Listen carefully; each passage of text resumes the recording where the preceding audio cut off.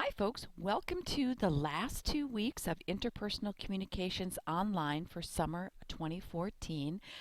I just have to say, before I jump into all the good reminders that I need to give you from our schedule, how appreciative I am of how much hard work and effort that you folks are putting into this course.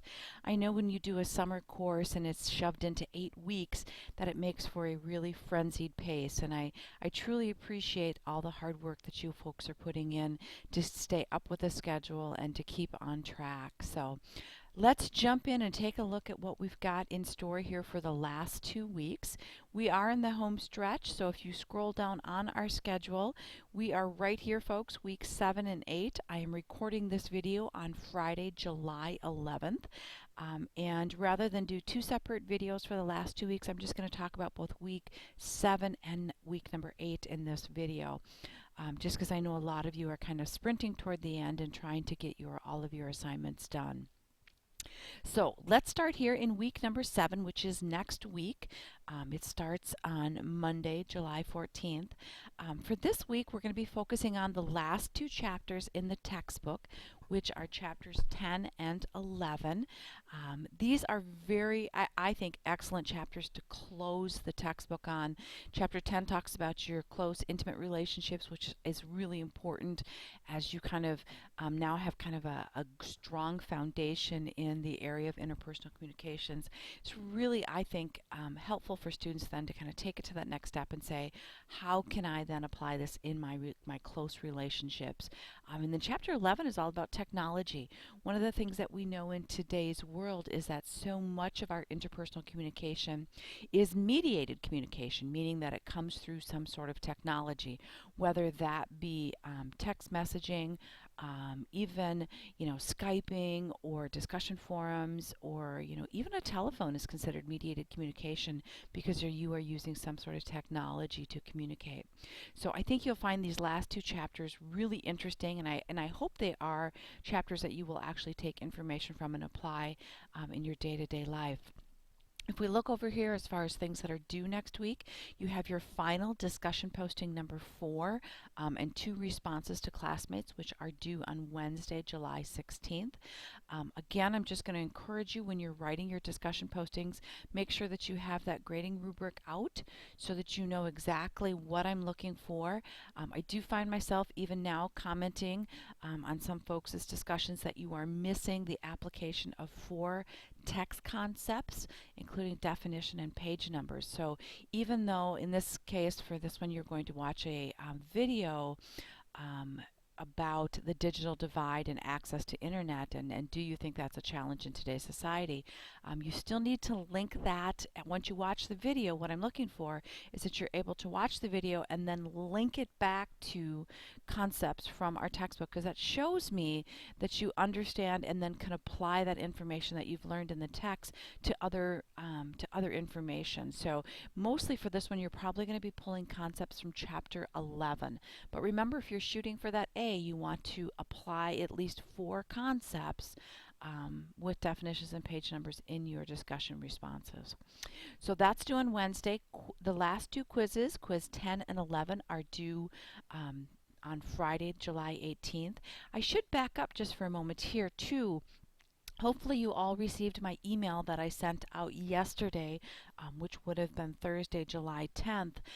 I am giving a quiz amnesty opportunity for everyone. So if you do want to, and by quiz amnesty what I mean is I'm going to give you a chance to go back and either retake, or if you miss the quiz, take 2 quizzes from the whole list of them. So if you didn't get that email, double check and make sure that it didn't get put in your trash or your spam file. But you need to email me by Saturday, which is tomorrow, and let me know which 2 quizzes that you want to retake. Then I will open up those 2 quizzes that you are wishing to retake or take for the first time, but they will only be open Monday, Tuesday, and Wednesday, July 14th, 15th, and 16th. So you will need to get in and take those 2 amnesty or makeup quizzes during that 3-day period. Also, I just want to really encourage you, the last day to drop courses for summer semester and receive a W is July 15th. So you do want to make sure that if you're not passing the course at this time, that and if you do the quiz amnesty and you take those quizzes and you still don't have enough points to pass, you probably do want to meet with your advisor or your counselor and drop the course before July 15th. If you drop the course before July 15th, a W is recorded, a withdraw is recorded on your transcript, rather than an F if you do not wind up passing the course. So again, I would encourage you just to kind of keep that date plugged into your mind, that July 15th date, because once that date is passed, they will not let you withdraw, and the F or whatever grade you've earned will be recorded on your transcript. Okay, so that's for next week, and then our following week, or our last week, there is no assigned reading. We're finished up with that next week, but then you do have your intercultural film analysis, and you do have an extra credit opportunity. Those are all due by Wednesday the 23rd. And I'm going to talk just about those in just a minute here. So where I am, as you can see by the screen, I am under course materials. I'm under schedule. I'm going to go back to table of contents under course materials, and I am going to go down here to unit number 10. And just pull up the film analysis. Also remember that all grading rubrics for everything is down here too. So you could find the assignment description and grading rubric for the intercultural film assignment either in Unit 10 or down here under grading rubrics. I'm just going to go under 10. When I click on that, you see that it pulls up the materials for for Unit 10. It's trying to anyway. Oh, here we go. It's up here. So if we go under here and we click on Film Analysis Assignment, it pulls up the assignment description and the grading rubrics. So for this, what you are going to do, this is your final capstone project. Remember, there is no final exam in my course. Instead, what I ask you to do is to choose a film, and we'll talk about which films you can choose from in just a minute, and then analyze that film using the interpersonal concepts that were presented in our textbook or anywhere along in the class. If you notice here, I'm talking about this film analysis. It's an important assignment because it allows you to apply the principles and concepts that you've learned in class. It allows you to analyze your own reactions in order to understand your perceptions of the film. It allows you to express yourself with clarity, style, and effectiveness, and of course develop and use good standards of college level writing and analysis. A superior film analysis is an expression of your thoughts and emotions. A superior film analysis is thoughtful, honest, and careful. It should be well composed, reasoned, and supported by course concepts. And again, folks, this is not an assignment that you can pick up on, Tuesday the 22nd, and think that you're going to have it completed by Wednesday the 23rd when it's due. For this one, you do need, of course, to watch the video, which is going to take you a couple hours. You're going to need to sit down and write, and a lot of students will go back and actually watch the film a second time just to make sure that they've got enough examples to pull out to analyze. Please note that there is no need to provide a film plot or summary of the film. I have watched these films multiple times, so I know the plot, so don't feel like you need to, give me a full plot summary. Also, for some reason, and you don't need to do this, but students sometimes will pull information online. So, for example, they'll go to International Movie Database and pull up a plot summary, or pull up who was the director, or pull up information.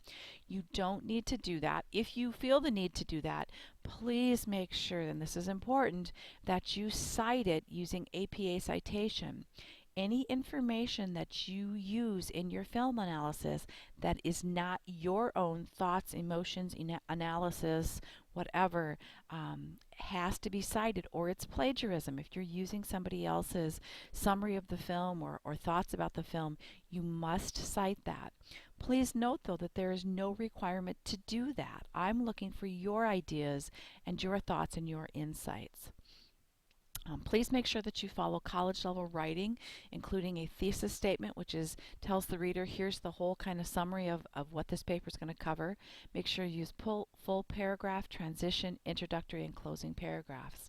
Again, folks, if writing is one of those areas that you're a little challenged by or still developing your skills in, please make sure that you use the Learning Resource Center. They're more than happy to help you with that. So here's your list of films: The King's Speech, The Help, Social Network, The Best Exotic Marigold Hotel, and Silver Linings Playbook. You can choose one of those videos. Then you're going to write a 4 to 5 page double-spaced analysis paper, and you need to analyze that film using one concept from each of these 6 areas. So conflict, emotion, nonverbal, language, listening, and close relationships. So what you are going to do, and I kind of walk you through the steps here, you're going to identify an example from the film, briefly describe the scene, cite a text example that relates to this example, making sure to include the text definition, page number, and definition and page number, and then analyze that film example using the information from the textbook. Make sure that you explain how and why you feel this concept relates to this example from the film. So similar to what you've been doing kind of all along in your discussion posting and your 2 earlier papers. So make sure that I really want to know how and why you think this concept relates. So here's the grading rubric. If you are looking for an A, which is a 45 to 50 point paper, you're going to have 10 to 12 clearly referenced examples from the film, and then you're going to apply 10 to 12 concepts, making sure that you've got at least one concept from each of the required 6 areas, and then that you do an analysis that explains how and why each of these concepts relates to the film examples that you are citing. So here's the whole grading rubric.